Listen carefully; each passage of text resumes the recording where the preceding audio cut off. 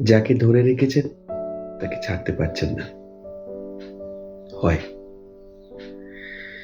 অনেক কিছু আমরা ধরে রাখি, ছাড়তে পারি না, কিন্তু ছাড়াটা খুব দরকার।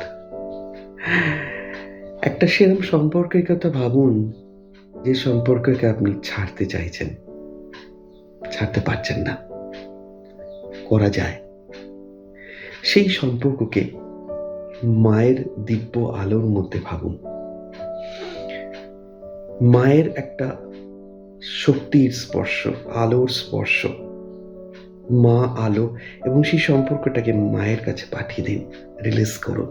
মনে মনে বলুন, তুমি মুক্ত, আমি মুক্ত। কোনো বন্ধন নেই। মায়ের অনন্ত শক্তির কাছে কোনো বন্ধন থাকে না।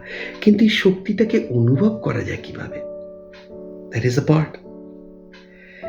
এই যে একটা পরম শক্তির কাছে আমি আত্মসমর্পণ করে দিচ্ছি আমার মোস্ট ট্রাবলসাম থিংকে, যা আমাকে কষ্ট দিচ্ছে, বেঁধে রাখছে, আটকে রাখছে। এই শক্তিটাই হচ্ছে রেকি এনার্জি। এটা শিখতে হয়।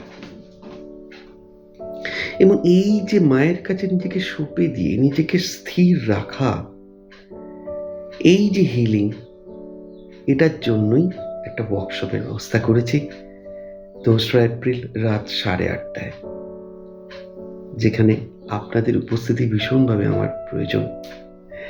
যদি শিখতে চান যে কিভাবে এই হিলিংকে শেখা যায়, কিভাবে লেট গো করা যায়, কিভাবে নিজের মনের ব্লকেজগুলোকে রিলিজ করা যায়, কিভাবে আরো সুন্দরভাবে মায়ের শক্তিকে এক্সপ্লোর করা যায়, আসুন আমাকে মেসেজ করুন, আমি আপনাকে বিস্তারিত জানিয়ে দেব। কিন্তু একটা কথা, লেট গো, ছেড়ে দিন। ভালো থাকবেন।